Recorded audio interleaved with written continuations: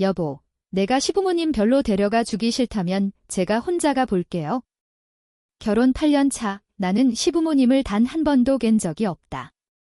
내 잘못이 아니다. 맹세컨대.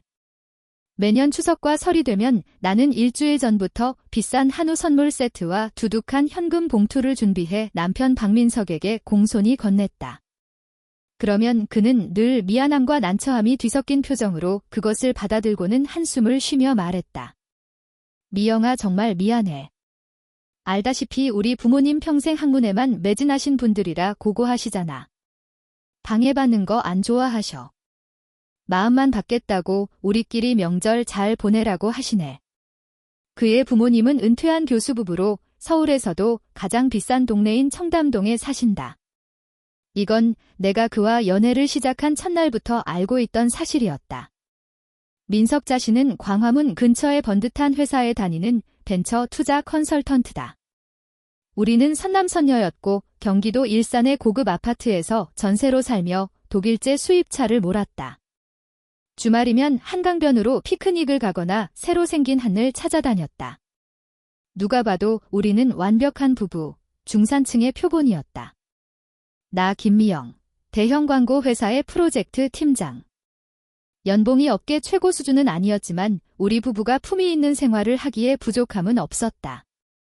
나는 내 일을 사랑했고 내가 직접 일근이 완벽한 가정은 더더욱 사랑했다. 이 완벽함을 지키기 위해서라면 가끔씩 마음을 덜컥 내려앉게 하는 순간들마저 애써 외면할 수 있었다. 예를 들면 민석이 온갖 이유를 대며 내게 돈을 요구할 때 같은 순간들. 미영아, 요즘 괜찮게 본 프로젝트가 있는데 자금줄이 좀 막혔네. 2천만 원만 먼저 융통해 줄 수 있을까? 다음 달에 성과금 나오면 바로 갚을게. 여보, 이번 투자가 물려서 추가 매수해야 해. 안 그러면 앞에 들어간 돈 전부 날리게 생겼어. 나 한 번만 믿어줘. 이번이 진짜 마지막이야. 부모님께서 최근에 몸이 안 좋으셔서 검사비랑 보약값이 좀 많이 들었네. 내가 이번 달은 현금이 없어서 그런데 당신이 먼저 좀 내줄 수 있을까? 매번 그는 물기마저 어릴 듯한 진심 어린 눈으로 나를 바라보며 미래에 대한 희망과 나에 대한 의존감이 가득한 목소리로 말했다. 내 이성은 벤처 투자 컨설턴트라는 사람이 어떻게 이렇게 자금 사정이 빡빡할 수 있지라고 속삭였다. 하지만 내 감정이 지긋지긋한 결혼의 체면을 지키고 싶어하는 내 감정이 늘 이성을 이겼다. 따져 묻고 싶지 않았다. 싸우고 싶지 않았다.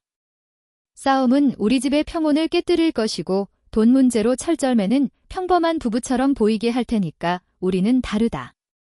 우리는 고급 아파트에 살고 남편은 엘리트이며 시부모님은 청담동에 사는 교수님인 상류층 집안이니까.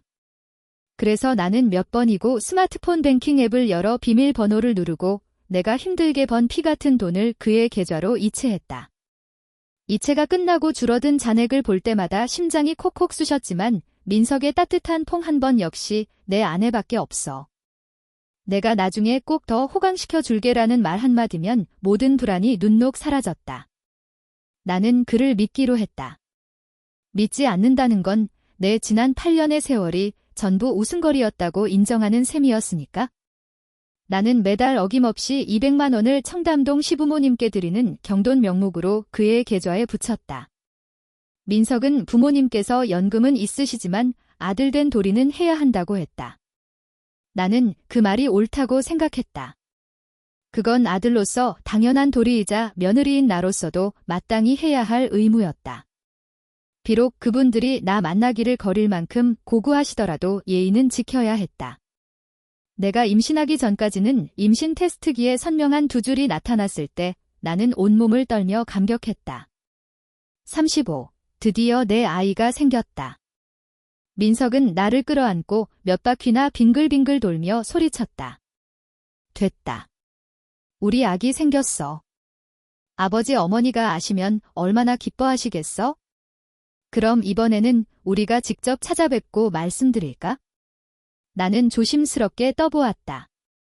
민석의 웃음이 순간 굳었다가 이내 다시 자연스러워졌다. 당연하지. 당연히 그래야지. 근데 알잖아. 아버지가 요즘 회고록 지필 때문에 감정 기복이 심하셔서 의사가 절대 안정을 취하라고 했거든. 어머니는 약간의 대인 기피증도 있으시고. 그러지 말고 아기 좀 안정되면 3개월 지나서 좋은 때 맞춰서 두 분께 서프라이즈로 알려드리자. 응, 또 이런 시이다. 흠잡을 데 없이 완벽하게 들리지만 사람 속은 답답하게 만드는 이유. 심장이 쿵하고 내려앉았다. 내 아이까지 나처럼 평생 친할아버지 할머니 얼굴도 모르고 살게 해야 한단 말인가? 이전에는 없던 고집이 마음속 깊은 곳에서부터 피어올랐다. 안 돼, 이 절대로 안 돼. 은혜 아이는 반드시 조부모의 축복을 받아야 해. 그 생각이 한번 싹 트자 덩굴처럼 미친 듯이 내 심장을 휘감았다. 그날 민석은 중요한 투자자를 만나야 한다며 차를 몰고 나갔다. 나는 홀린 듯 그의 차에 설치된 블랙박스를 떠올렸다. 우리는 클라우드 동기화 설정을 해두어서 인터넷만 연결되면 내 휴대폰으로 차량의 주행 기록과 자주 가는 곳 목록을 볼 수 있었다. 나는 그저 궁금할 뿐이라고 내 고하신 시부모님께서 청담동 어느 대저택에게 사시는지 보기만 하려는 거라고 스스로를 타일렀다. 아기는 없었다. 그저 새로운 생명에 대한 기쁜 소식을 전하는 깜짝 이벤트를 해드리고 싶었을 뿐이다. 나는 떨리는 손으로 앱을 열어 자주 가는 곳 항목으로 들어갔다. 화면에 주소 몇 개가 떴다. 회사 우리 집 자주 가는 백화점. 그리고 일주일에 2~3번은 꼭 가는 집이라고 저장된 주소가 하나 있었다. 심장이 미친 듯이 뛰기 시작했다. 바로 여기다. 하지만 자세히 본 순간 화면에 표시된 주소는 청담동이 아니었다. 한 번도 본 적 없는 서울 변두리의 낡은 빌라와 반지하가 즈라기로 유명한 동네 성북구 장수마을이었다. 머릿속이 하얘졌다. 어떻게 여기가 뭔가 잘못된 거 아닐까? 어쩌면 다른 친척 집안이면 그가 특별히 챙기는 후배의 집일 수도 있잖아. 수많은 이유가 머릿속을 맴돌았지만 그 어느 것도 나를 설득하지 못했다. 선명하게 찍힌 집이라는 두 글자가 벌컥 달아오른 인두처럼 내 막을 지었다. 안 되겠다. 직접 가 봐야겠다. 내 눈으로 직접 확인해야겠어? 나는 옷장에서 가장 비싸서 중요한 자리에만 입고 나가는 샤넬 투피스를 꺼내 입고 정성껏 화장을 했다. 그리고 아파트 상가에 내려가 최고급 한우 세트와 수입과일 바구니를 샀다. 어찌됐든 시부모님을 처음 뵙는 자리인데 예의에 어긋나선 안 됐다. 그분들 아들이 얼마나 훌륭하고 반듯한 아내를 얻었는지 보여드리고 싶었다. 내 차를 몰고 내비게이션이 가리키는 낯선 주소를 향해 달렸다. 가면 갈수록 길은 좁아졌고 양옆의 건물들은 점점 더 낡아갔다. 높이 솟은 아파트 단지는 사라지고 입기와 균열로 가득한 다세대 주택들이 빽빽하게 들어서 있었다. 공기 중에는 키 한 습기와 곰팡이 냄새가 섞여났다. 심장이 점점 더 가라앉았다. 핸들을 준 손가락 마디가 하얗게 질렸다. 이건 아니야. 완전히 잘못됐어.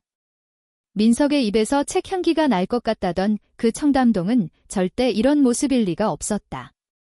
마침내 내비게이션은 차 한 대가 겨우 지나갈 만한 가파른 골목길로 나를 이끌었다. 골목 끝에는 붉은 벽돌로 지은 3층짜리 낡은 빌라가 있었고 세월의 흔적이 역력한 벽이 눈에 들어왔다. 그리고 내비게이션의 목적지는 바로 그 건물의 반지하를 가리키고 있었다.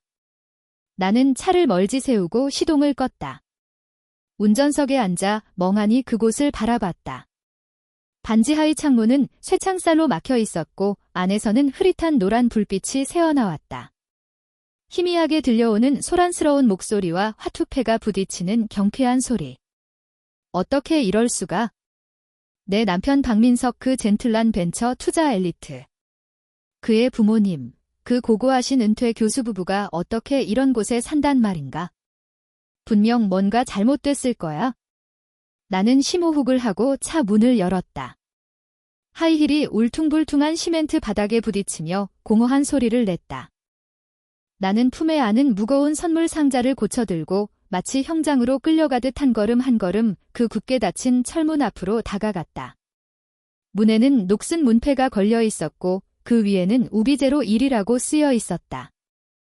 손을 들었지만 차마 문을 두드릴 용기가 나지 않았다.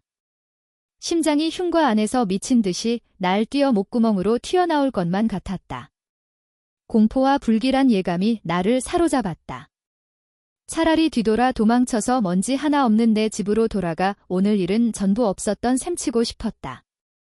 하지만 뱃속의 작은 생명이 내게 한 줄기 용기를 주었다. 이 아이를 위해서라도 나는 진실을 알아야만 했다. 나는 눈을 질끈 감고 힘주어 문을 3번 두드렸다. 누구야? 귀찮과 함께 거란 여자의 목소리가 들려왔다. 문이 끼 소리를 내며 살짝 열렸다. 진한 담배 연기와 술, 땀이 뒤섞인 역한 냄새가 후기쳐와 나도 모르게 뒷걸음질 찼다. 문을 연 사람은 50대로 보이는 아줌마였다. 철사처럼 뻣뻣하게 파마한 머리의 얼굴에는 깊은 주름이 가득했고 인상은 험악했다. 그녀는 가느다란 담배를 입에 문 채 반쯤 감긴 눈으로 나를 위아래로 훑어보았다. 그녀가 입고 있는 옷에 시선이 닿는 순간 내 몸에 피가 차갑게 굳어버렸다. 베이지색 니트 카디건 목깃에 커피를 흘린 듯한 희미한 자국. 그건 내가 2년 전 유행이 지났다며 의료수고함에 넣었던 바로 그 옷이었다. 머릿속이 몰리며 새하얘졌다. 누구? 찾아요. 아줌마가 연기를 한 모음 뿜어내며 귀찮다는 듯 물었다. 입을 뻐끔거렸지만 아무 소리도 나오지 않았다. 바로 그때 그녀의 어깨 너머로 집 안 풍경이 보였다. 비좁고 답답한 방 안은 담배 연기로 좌우했고 남자 4~5명이 낮은 상에 둘러앉아 화투를 치며 끊임없이 상훈욕을 내뱉고 있었다. 바닥에는 맥주 캔과 과자 봉지들이 어지럽게 널려 있었다. 그리고 화투판 옆 위통을 벗은 채 사각 팬티 바람으로 한 남자가 문을 등지고 쪼그려 앉아 집에 다발을 세는데 열중하고 있었다. 저 뒷모습, 저 지긋지긋한 내가 8년 동안 봐온 익숙한 뒷모습. 민서가 문을 연 아줌마가 갑자기 방 안을 향해 소리쳤다. 돈 다 샜냐? 장사장님 담배불 좀 붙여드려라. 남자가 네 하고 대답하더니 익숙한 손놀림으로 돈다를 고무줄로 묶어 옆에 놓인 바지 주머니에 쑤셔 넣고는 몸을 돌렸다. 그의 얼굴을 확인한 순간 온 세상이 무너져 내렸다. 박민석 내 남편이었다. 그는 아첨하는 듯한 미소를 얼굴에 채 상위 위에 놓인 라이터를 집어들고 허리를 굽혀 기름진 얼굴에 뚱뚱한 남자 앞으로 다가갔다. 그리고 공손하게 불을 붙여주었다. 그 모습은 마치 옛날 주인을 모시는 하인처럼 비골했다. 그리고 그가 방금 주머니에 쑤셔 넣은 돈다발 똑똑히 보았다. 내가 어제 첫산 부인과 검진을 축하하는 의미로 은행에서 직접 찾아낸 빳빳한 신권 50만 원이었다. 민석 씨, 나는 온 힘을 다해 목구멍에서 겨우 그 이름을 쥐어짰다. 목소리는 사포로 그은 듯 건조하고 갈라져 나왔다.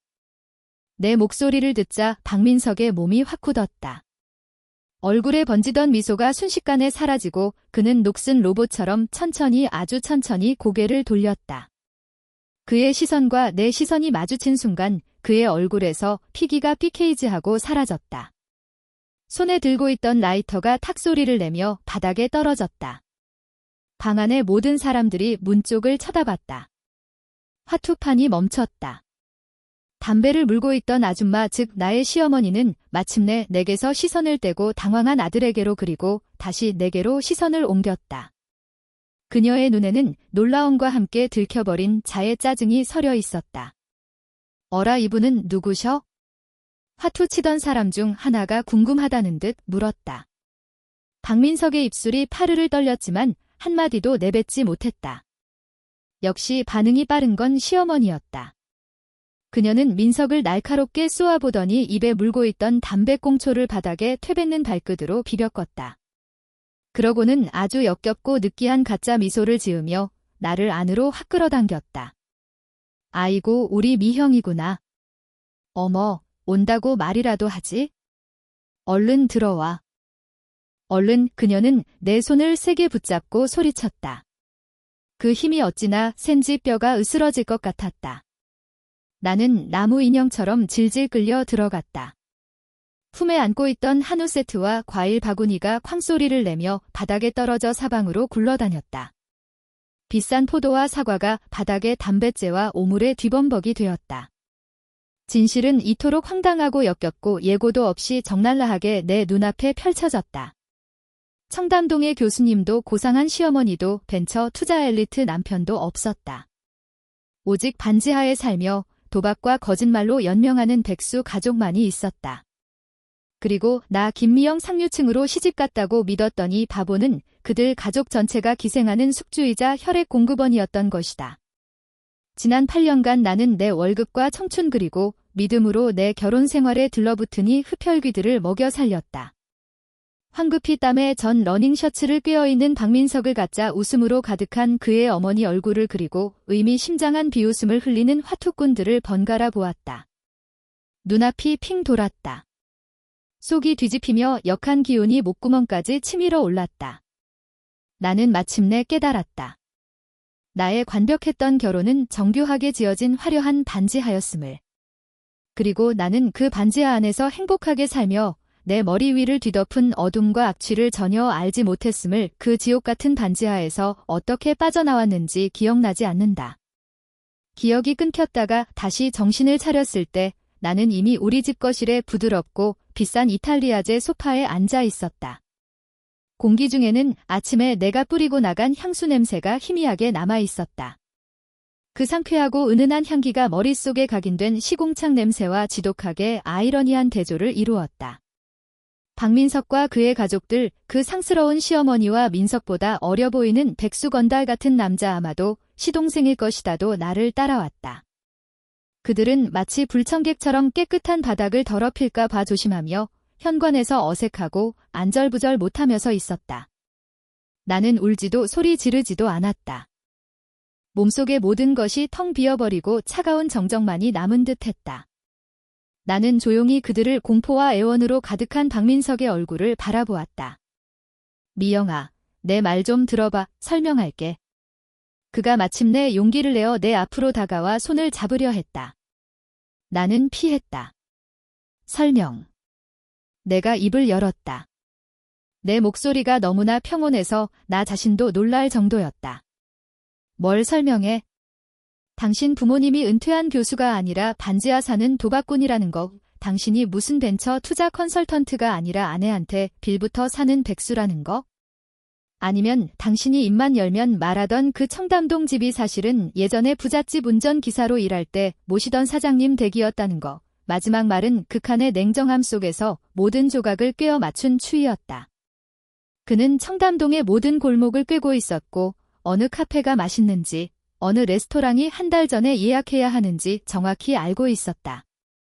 그건 그의 삶이 아니라 그저 그가 엿본 삶이었던 것이다. 내 말은 칼날이 되어 그의 마지막 위장을 정확히 갈라냈다. 박민석의 얼굴이 순식간에 돼지간처럼 건붓게 변했고 그 뒤에 서 있던 시어머니와 시동생의 안색도 싹 변했다. 얘야, 너 말하는 것 좀 봐라. 시어머니가 마침내 가식적인 미소를 찌저귀고 본색을 드러냈다. 그녀는 성큼 다가와 내 코앞에 손가락질하며 소리쳤다. 우리 민석이가 너한테 거짓말한 게 다 너를 사랑해서 그런 거 아니야? 우리 집 가난하다고 내가 무시할까 봐. 걔가 잘못했으면 너는 잘못 없어. 내가 진심으로 걔를 사랑했으면 이런 걸로 이래? 나는 그 파렴치한 논리에 허음이 나왔다. 그럼 저는 사기를 당했을 뿐만 아니라 사기당한 것에 대해 제 속이 좁다고 반성까지 해야 하는군요. 그럼 아니냐? 시동생도 거들었다. 그는 우리 집의 호화로운 인테리어를 삐딱하게 훑어보며 당연하다는 듯한 질투를 담아 말했다. 우리 형이 형수 때문에 집에도 맘대로 못 오고 매일 그렇게 힘겹게 연기하면서 산 거 그게 쉬운 줄 알아? 그리고 이제 형수 뱃속에 우리 형애까지 있잖아. 박씨 집안 핏줄을 가졌는데 이제 와서 뭘 어쩌겠다고? 이혼이라도 하게. 맞아. 시어머니가 새로운 무기라도 찾은 듯 즉시 말을 받았다. 어차피 애도 가졌는데 어딜 가겠어? 한 식구끼리 이러는 거 아니야? 지난 일은 그냥 덮자.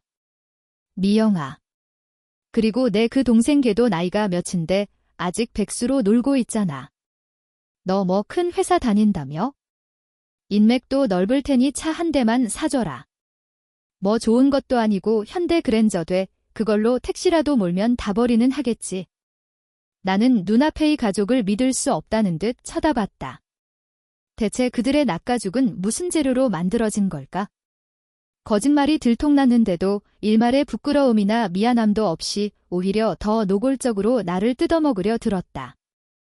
그들은 피냄새를 맡은 하이에나 떼처럼 내가 임신했으니 완전히 코가 꿰었다고 이제 마음대로 물어뜯어도 된다고 생각하는 것 같았다. 내 시선은 내가 8년간 사랑했던 남자 박민석에게로 향했다. 나는 그가 나서서 하다못해 자기 가족에게 한마디라도 쏘아붙여 주기를 내 편을 들어주기를 간절히 바랐다. 하지만 그는 그러지 않았다. 그는 고개를 숙인 채 침묵하며 가족들의 파렴치한 행동을 묵인했다. 마침내 내 차가운 시선에 못 이겨 그가 고개를 들었다. 그의 눈가는 붉었고 지독하게 억울하다는 표정이었다. 이영아, 그는 고통과 깊은 사랑이 뒤섞인 듯한 목소리로 말했다. 내가 잘못했어. 처음부터 내가 다 잘못했어. 널 속이면 안 됐어. 하지만 내가 처음 우리 집 뭐 하냐고 물었을 때 그렇게 반짝이는 눈으로 날 보는데 내가 어떻게 차마 반지하사는 빈털털이라고 말할 수 있었겠어? 사랑했어. 미영아. 난 그냥 너한테 최고의 남자이고 싶었고 내가 자랑스러워하는 남편이 되고 싶었을 뿐이야. 내 자존심, 내 그 보잘것없는 자존심이 너 앞에서 고개를 숙이는 걸 허락하지 않았어. 그는 눈물을 흘리며 자신의 젖절 수 없었던 사정을 토로하기 시작했다. 매일 거짓과 현실의 틈바구니에서 고통받았다고 엘리트인 척하며 내 동료들 모임에 나갈 때마다 얼마나 비참했는지 아냐고 내 돈을 가져다 투자한 건 사실 한 방 크게 터뜨려서 당당하게 모든 걸 고백하고 싶었기 때문이라고. 내가 한 모든 건 널 너무 사랑해서 그런 거야. 그가 내 어깨를 붙잡고 세차게 흔들었다. 너도 날 사랑하잖아. 안 그래? 날 사랑한다면 내 모든 걸 감싸줘야지. 내 출신, 내 가족, 그리고 이 사랑을 지키기 위해 내가 저지른 실수까지도. 그게 진짜 사랑 아니야? 가스라이팅. 정신적 지배. 머릿속에 그 단어가 스쳤다. 얼마나 익숙한 화법이고 얼마나 고전적인 논리인가. 모든 잘못을 사랑 탓으로 돌리고 모든 책임을 피해자에게 전가하는 방식. 용서하지 않으면 그건 내 사랑이 부족하기 때문이라는 것. 내 마음은 그 순간 완전히 죽어버렸다. 반지하에서의 발견이 나를 얼음 구덩이에 빠뜨렸다면 박민석이 이 말은 나를 만년빙 속에 완전히 가둬버렸다. 더 이상의 온기도 한 털의 미련도 남지 않았다. 나는 그를 내가 수없이 입맞췄던 그 얼굴을 바라보았다. 처음으로 너무나 낯설고 역겹게 느껴졌다. 지난 8년간 그가 어떻게 내 앞에서 다정한 남편을 연기하고 돌아서서는 그 더러운 반지하에서 가족들과 함께 이 바보 같은 나를 비웃었을지 상상조차 하기 싫었다. 내 침묵을 그들은 내 무인으로 착각한 듯 했다. 곧이어 시어머니는 박민석에게 우리가 살던 집을 구경시켜달라고 재촉했고 내가 미처 반박할 틈도 주지 않았다. 집에 들어서자마자 시어머니는 탐욕스럽게 눈을 가늘게 떴다. 그녀는 대담하게 미래 계획까지 세우기 시작했다. 이 집 괜찮네. 애 낳으면 나랑 내 아버지가 여기 들어와서 살면서 애 봐줄게. 내 동생은 민석이 지금 쓰는 서재 주면 되겠네. 어차피 너는 매일 회사 가니까 쓸 일도 없잖아. 다 같이 모여 살면 북적북적하고 얼마나 좋아. 그녀가 당연하다는 듯 내 집, 내 재산, 내 삶을 둘러보는 모습을 보았다. 마치 이 모든 것이 이미 자기 것인 양, 분노와 슬픔이 뒤섞인 한기가 등골을 타고 머리끝까지 번졌다. 피곤했다. 이 인간들과는 더 이상 한마디도 섞고 싶지 않았다. 나가세요. 왜? 내가 나지막이 말했다. 뭐라고? 시어머니가 되물었다. 제 집에서 나가 달라고요? 나는 목소리에 힘을 주며 일어나 현관문을 가리켰다. 박민석의 얼굴이 굳어졌다. 미영아, 어떻게 엄마한테 그런 식으로 말해? 당신 어머니요? 나는 차갑게 비웃었다. 제 시어머니는 청담동에 사시는 고상한 은퇴 교수님이세요. 이 아줌마는 제가 모르는 분인데요. 너 시어머니는 분노로 온몸을 떨었고 나를 가리키는 손가락마저 부들부들 떨렸다. 꺼져 나는 온 힘을 다해 처음으로 분노를 터뜨렸다. 내 기세에 눌렸는지 세 사람은 서로 얼굴만 쳐다보다가 결국 욕설을 퍼부으며 집을 나섰다. 박민석은 맨 마지막에 나가며 나를 돌아봤다. 그의 눈빛은 분노, 불만, 그리고 희미한 위협까지 뒤섞여 복잡했다. 문이 쾅하고 닫혔다. 세상이 마침내 조용해졌다.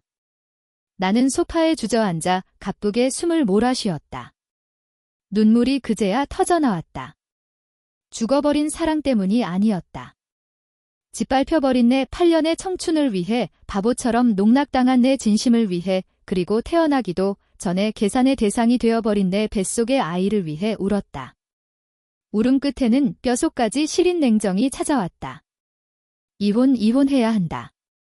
당장 지금 즉시 이 거짓과 오물로 가득한 진창에 단 1초도 더 머물 수 없었다. 나는 머릿속으로 이혼 절차를 따져보기 시작했다. 재산 분할, 양육권, 잠깐 재산. 심장이 쿵 내려앉았다. 이 아파트 결혼 후에 장만했지만 집값의 80%는 내 결혼 전 예금으로 낸 계약금이었다. 등기부등본에도 내 이름만 올라가 있다. 이곳은 내 마지막 보루였다. 끔찍한 생각이 뇌리를 스쳤다. 박민석, 그가 설마 나는 미친 듯이 서재로 달려갔다. 중요한 서류들을 보관하는 곳이었다. 혈압을 열어 맨날 아래 파일처를 뒤졌다. 여권, 보험계약서, 졸업증명서, 집문서가 없어졌다. 손발이 차갑게 식었다. 분명히 지난주에 이곳에 있는 걸 봤는데 나는 거실로 뛰쳐나가 가방을 들고 미친 듯이 뒤졌다. 없었다. 다시 침실로 달려가 옷장과 협탁을 뒤졌다. 역시 없었다. 식은땀이 등을 적셨다. 나는 바닥에 주저앉았다. 머릿속이 윙거렸다. 문득 무언가 떠올랐다. 현관 수납장으로 달려갔다. 그곳에는 민석이 잘 쓰지 않는 물건들이 있었다. 낡은 서류 가방의 안주머니에서 딱딱한 봉투 하나가 손에 잡혔다. 나는 떨리는 손으로 봉투를 열었다. 안에서 떨어진 것은 내 집문서와 함께 사채업자 명함 몇 장, 그리고 내 인적사항이 이미 기재된 채 서명만 남겨둔 주택담보대출 신청서였다. 대출 신청 금액 3억 원. 나는 그 서류를 멍하니 바라봤다. 온몸이 얼어붙는 것 같았다. 그는 내 돈을 사기친 것뿐만 아니라 나를 완전히 망가뜨리려 했다. 내 집을 담보로 사채를 끌어다 그의 영혼이 채워지지 않을 도박빚을 갚으려 했던 것이다. 그가 서명하고 도장을 찍는 순간 내가 돈을 갚지 못하면 나와 내 뱃속의 아이는 사채업자들에게 집에서 쫓겨나 길거리에 나앉게 될 터였다. 그리고 그 박민석, 내 남편, 내 아이의 아버지가 하마터면 그런 짓을 저지를 뻔했다. 결국 그의 눈에 나는 사랑하는 아내도 가족도 아니었다. 그저 언제든 짜내고 언제든 버릴 수 있는 도구였을 뿐이다. 나는 그 담보대출 신청서를 들고 웃었다. 웃다 보니 눈물이 다시 흘러내렸다. 김미영. 아, 김미영, 넌 정말이지 완벽한 바보였구나. 하지만 이제부터는 아니다. 나는 눈물을 닦았다. 눈빛이 비할 데 없이 단단해졌다. 내가 임신했으니 꼼짝 못할 거라고 생각했나? 내가 이 결혼을 아이를 포기하지 못할 거라고 생각했나? 그렇다면 똑똑히 보여주지. 벼랑 끝에 몰린 여자가 살기 위해 무슨 짓까지 할 수 있는지. 박민석, 그리고 당신의 흡혈귀 가족들, 이 전쟁은 이제 막 시작됐을 뿐이야. 나는 그 자리에서 폭발하지 않았다. 지문서와 대출 신청서를 원래 있던 자리에 그대로 두었다. 마치 아무것도 발견하지 않은 것처럼. 심지어 거실로 돌아가 물 한 잔을 마시며 억지로 마음을 가라앉혔다. 분노와 충동은 아무것도 해결해주지 않는다. 오히려 나를 불리한 상황으로 몰아넣을 뿐이다. 지금 내게 필요한 것은 저격수처럼 냉정하게 관찰하고 끈기 있게 기다리다가 단 한 방에 끝내는 것이다. 아, 김미영 광고계에서 10년간 구르며 신입사원에서 프로젝트 팀장까지 올라왔다. 순진함과 착함만으로는 여기까지 올 수 없었다. 나는 사람의 마음을 꿰뚫어보고 전략을 세우고 목표를 달성하는 법을 안다. 단지 결혼 생활 안에서 나는 스스로 모든 발톱을 감추고 다정한 아내 역할을 자처했을 뿐이다. 이제 그 현실 저격수가 돌아올 시간이었다. 다음 날 박민석이 돌아왔다. 술에 전대행한 눈으로 몹이 지치고 초라해 보였다. 그는 사과도 가족 이야기도 꺼내지 않고 그저 소파에 앉아 나를 살피는 듯한 눈으로 바라봤다. 내가 먼저 숙이고 들어오길 기다리는 것이다. 나 역시 그를 상대하지 않았다. 평소처럼 일어나 씻고 간단히 아침을 챙겨 먹었다. 그리고 식탁에 앉아 그의 면전에서 전화를 걸었다. 엄마, 나는 잔인할 정도로 명랑한 목소리로 말했다. 나 임신했어. 응, 맞아. 방금 확인했어. 아빠랑 준비 좀 해줘. 주말에 집에 가서 며칠 지내다 오려고. 전화기 너머의 기쁨과 흥분이 가득한 목소리가 들려왔다. 소파에 앉아있던 박민석의 얼굴은 순식간에 새하얗게 질렸다. 그는 벌떡 일어나 나를 뚫어지게 쳐다봤다. 나는 전화를 끊고 그를 향해 빈틈없는 미소를 지어 보였다. 왜 그래? 내가 임신했는데 친정에 가서 부모님께 알리는 게 뭐 이상해? 그의 입술이 다렸지만 결국 아무 말도 하지 못했다. 그는 내가 친정에 가는 것이 무엇을 의미하는지 알고 있었다. 아이를 위해서라도 이혼은 안 된다는 그의 가장 큰 무기가 힘을 잃고 있다는 뜻이었다. 우리 부모님은 절대 당신들의 딸과 외손주가 사기꾼, 도박꾼들과 엮이는 것을 용납하지 않으실 테니까. 이것이 나의 첫 번째 단계, 나의 퇴로를 선포하는 것이었다. 나는 혼자가 아니라고 다음으로 필요한 것은 증거였다. 그들이 나를 속였다는 증거뿐만 아니라 나를 완전히 거덜내려고 했다는 증거. 나는 소리 없이 증거를 모으기 시작했다. 거실 장식 화병 안에 작은 녹음기를 숨겨두었다. 그리고 내가 먼저 대화에 물을 다 그날 밤 나는 깊이 고민한 척하며 박민석에게 말했다. 민석 씨, 하루 종일 생각해봤어. 어쩌면 어머님 말씀이 맞을지도 몰라.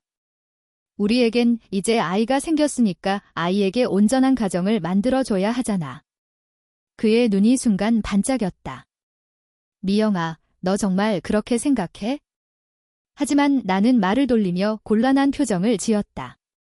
시동생 차이야. 그랜저는 너무 비싸지 않아. 그리고 나중에 아버님, 어머님 이사 오시면 생활비도 더 들 텐데 나 혼자 버는 돈으로는 좀 나의 약한 모습은 즉시 그와 그 가족의 탐욕에 불을 지폈다.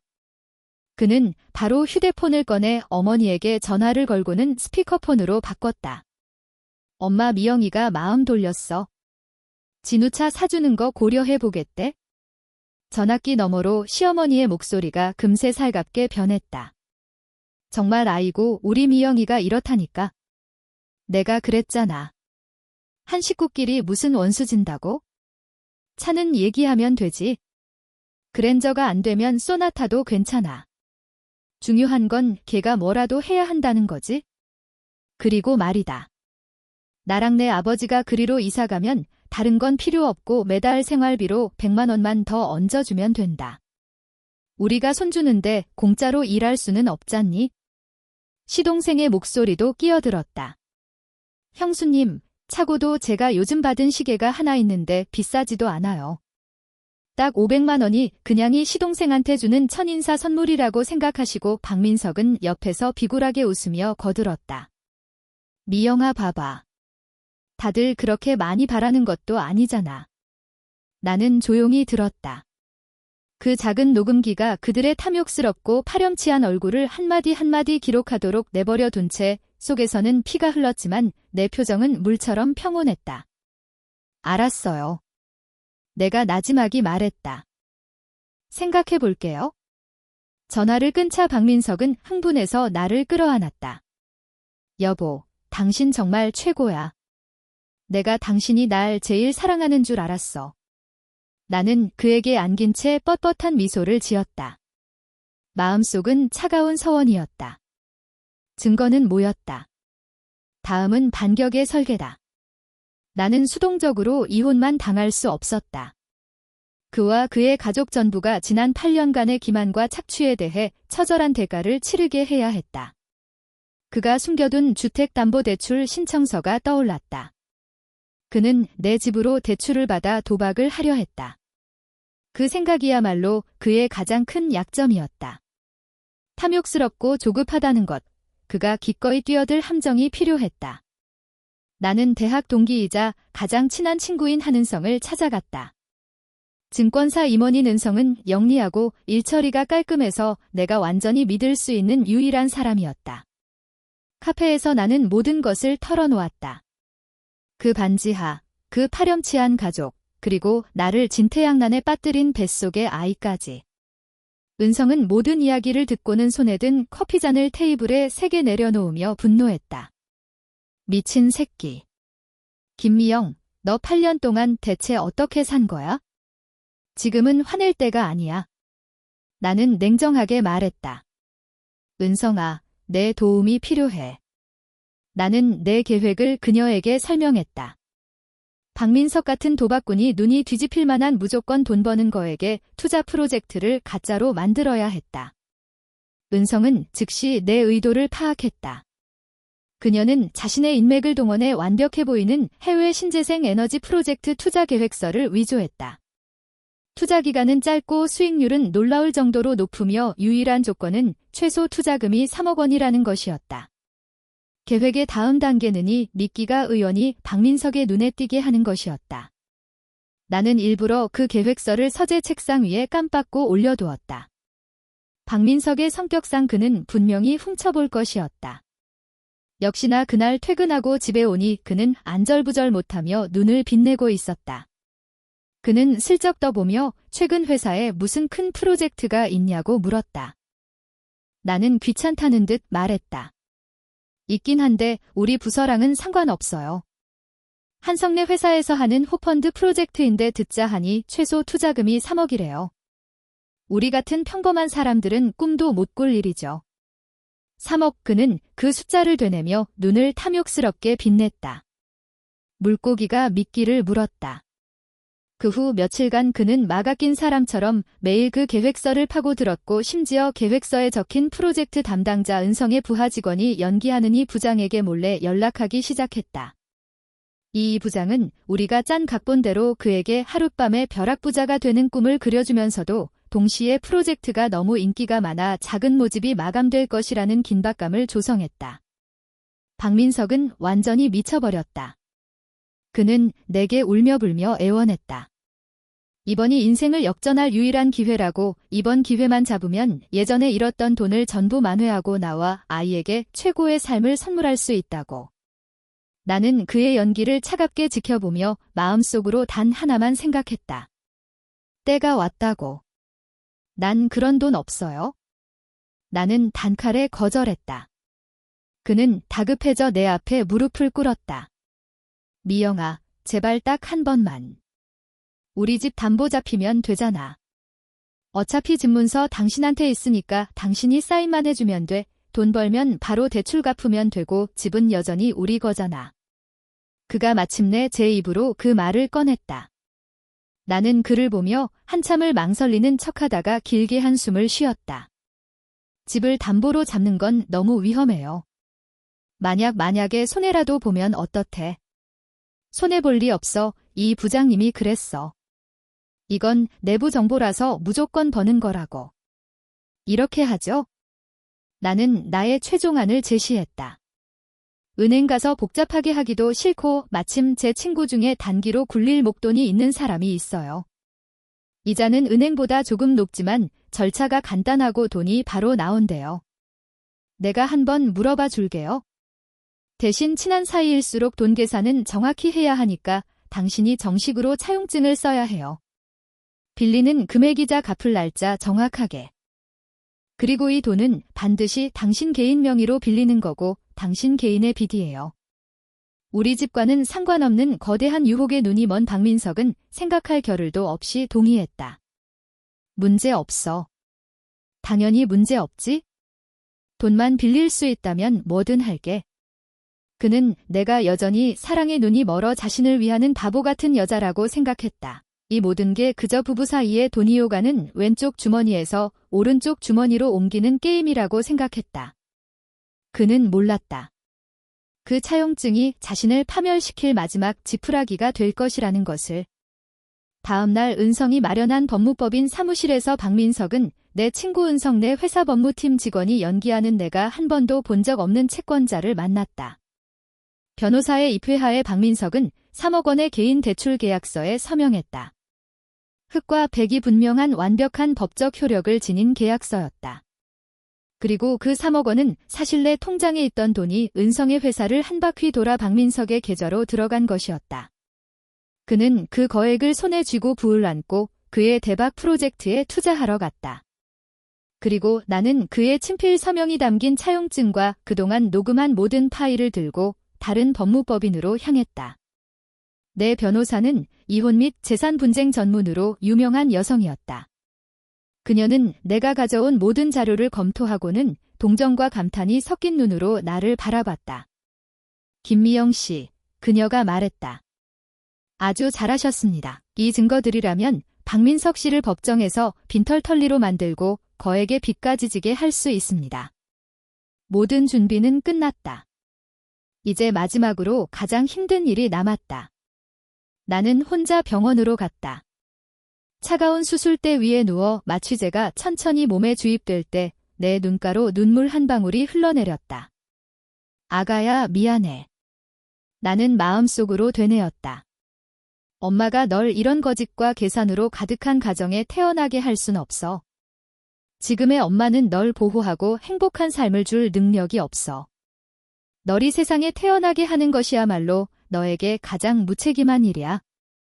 이게 엄마가 널 위해 해줄 수 있는 처음이자 마지막 결정이야. 엄마를 용서해줘. 의식이 사라지기 직전 나는 8년 전 하얀 셔츠를 입고 깨끗하게 웃던 박민석을 본 것 같았다. 그는 말했다. 미영아, 나랑 결혼해줘. 세상에서 가장 행복한 여자로 만들어줄게. 결국 처음부터 나는 정교하게 짜인 사기극 속에서 살고 있었던 것이다. 이제 꿈에서 깨어날 시간이었다. 수술이 끝나고 나는 집으로 가지 않았다. 곧장 법원으로 가 이혼 소송장과 재산보전 신청서를 제출했다. 법원 집행관이 박민석과 그의 가족에게 소장과 재산 동결 명령서를 전달했을 때 그는 3억이 6억이 되어 인생 역전하는 꿈에 부풀어 있었을 것이다. 그리고 나 김미영은 이미 저격총의 안전장치를 풀고 적의 심장을 조준하고 있었다. 방아를 당길 시간이 온 것이다. 박민석이 법원 소장을 받은 날 그는 내게 37통의 전화를 걸었다. 나는 단 한 통도 받지 않았다. 그는 미친 듯이 문자를 보내기 시작했다. 처음에는 충격과 질문, 그 다음에는 저주와 협박, 그리고 마지막에는 눈물 섞인으로 내용이 바뀌었다. 김미영, 너 미쳤어. 왜 이혼 소송을 해? 왜 재산을 동결시켜? 이 독한 연가 너한테 뭘 그렇게 잘못했는데? 우리 가족이 그렇게 눈에 까이었냐? 경고하는데 이혼하기만 해봐야 평생 편하게 못 살 줄 알아? 미영아, 내가 잘못했어. 정말 잘못했어. 소송 취하해주면 안 될까? 우리에겐 아이가 있잖아. 아이를 봐서라도 한 번만 더 기회를 줘 아이. 나는 그 문자를 보고 차가운 미소를 지었다. 그는 자신의 마지막 카드마저 내가 직접 없애버렸다는 사실을 아직 모르고 있었다. 곧이어 그의 장몽이 연달아 닥쳤다. 첫 번째는 3억 원짜리 투자였다. 그렇게 확신에 차 있더니 부장과는 연락이 끊겼다. 전화기는 꺼져 있었고 사무실은 텅 비어 있었다. 그가 쏟아부은 3억 원은 바다에 던진 돌처럼 흔적도 없이 사라졌다.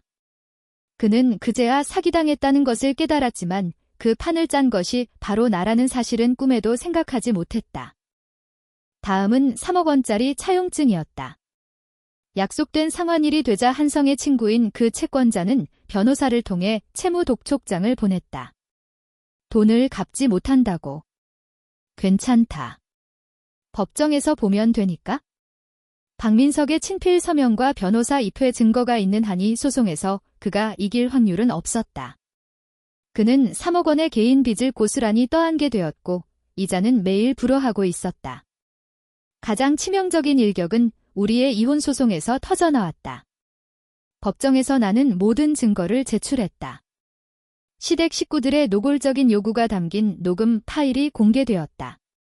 시어머니의 매달 생활비로 100만 원만 더 얹어주면 된다.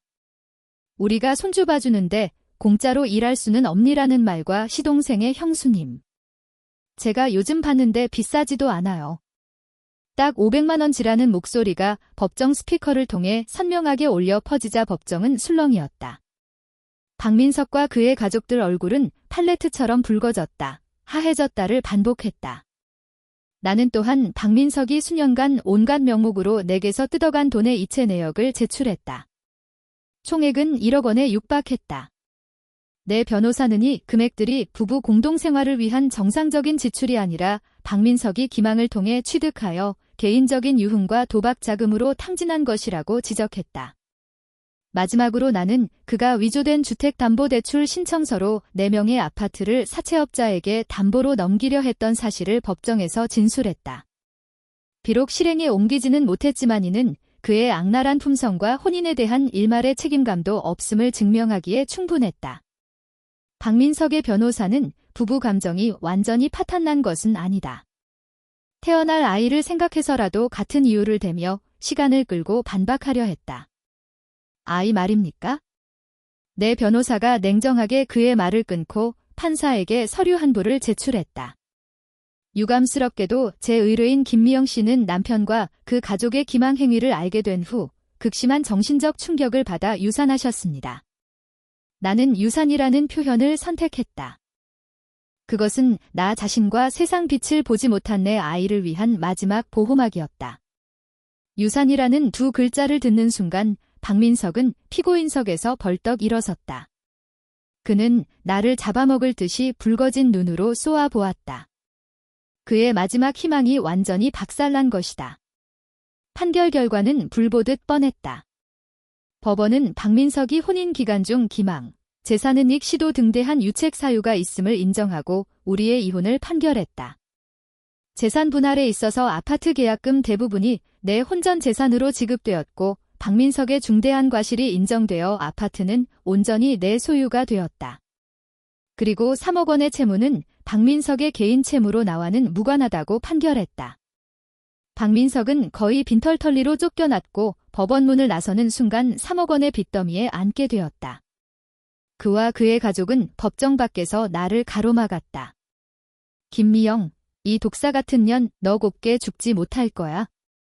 시어머니가 미친 사람처럼 내게 달려들었지만 내 변호사와 경호원에게 제지당했다. 시동생은 나를 향해 손가락질하며 욕을 퍼부었다. 우리 집안을 이렇게 망쳐놓고 천벌받을 줄 알아? 그리고 박민석.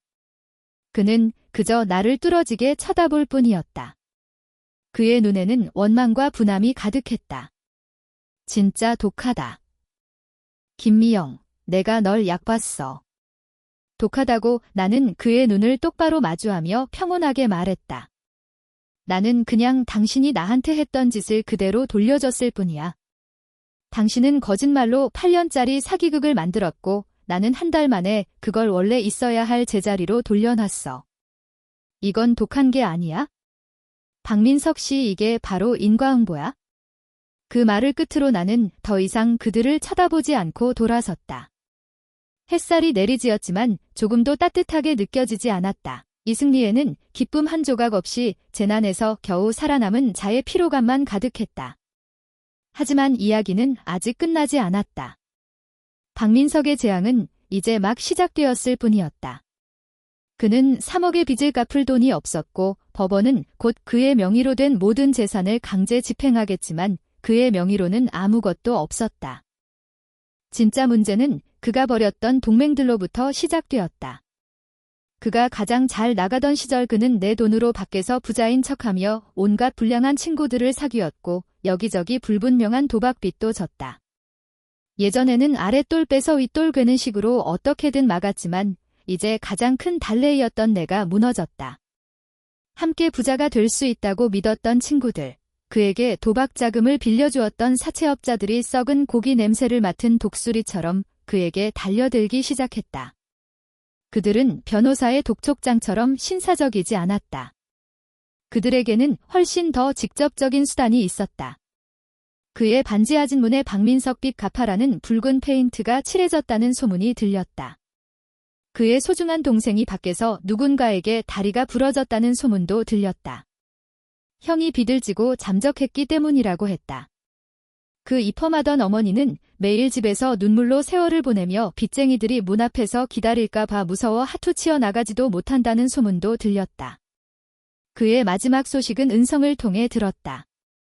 박민석 가족이 그 반지하에서도 더는 살 수 없어 야반도주했다고 했다. 어떤 사람은 그들이 더 외진 인천의 어느 부둣과 판자촌으로 갔다고 했고, 어떤 사람은 그가 빚을 피해 중국으로 가는 고기잡에 몰래 올라탔다고도 했다. 어쨌든 그들은 내가 살던 세상에서 완전히 사라졌다. 나는 일산에 그 아파트를 팔았다. 한때 내 모든 꿈과 행복의 환상을 담았던 그곳은 이제 내게 화려한 무덤일 뿐이었다. 집안의 모든 가구, 모든 구석에 거짓의 흔적이 배어 있어 숨이 막혔다. 집을 판 돈을 손에 준 날 나는 회사에 해외 지사 발령을 신청했다. 나를 늘 좋게 봐주시던 여자 이사님은 내 요청을 승인해 주셨다. 미영아, 그녀는 내 어깨를 두드리며 말했다. 새로운 곳에 가서 새로 시작해. 넌 더 나은 삶을 살 자격이 있어? 나는 혼자 캐리어 하나를 끌고 인천국제공항 출발 로비에 섰다. 휴대폰에는 박민석이 완전히 사라지기 전에 보낸 마지막 문자 메시지가 아직 남아 있었다. 입에 담을 수 없는 저주와 욕설이 가득했다. 나는 조용히 그 문자를 바라보다가 차단과 삭제 버튼을 눌렀다. 휴대폰을 껐다. 고개를 들어 곧 이륙할 비행기가 보이는 창밖을 보았다. 하늘은 타락 후 햇살은 눈 부셨다. 8년의 결혼 생활은 열이 내리지 않는 악몽 같았다. 이제 나는 마침내 열이 내리고 꿈에서 깨어났다. 그 대가는 심장을 돌려내는 고통과 영혼이 지워지지 않을 흉터였다. 하지만 적어도 나는 아직 살아있다. 나는 비행기에 올라 창가 자리에 앉았다. 비행기가 구름 위로 솟아올라 서울의 불빛을 저 멀리 뒤로 던져버렸을 때 나는 알았다. 그 바보 같던 김미영은 과거에 완전히 죽어버렸다. 이제부터 나는 오직 나다. 내 인생은 이제부터 내가 새로 쓴다.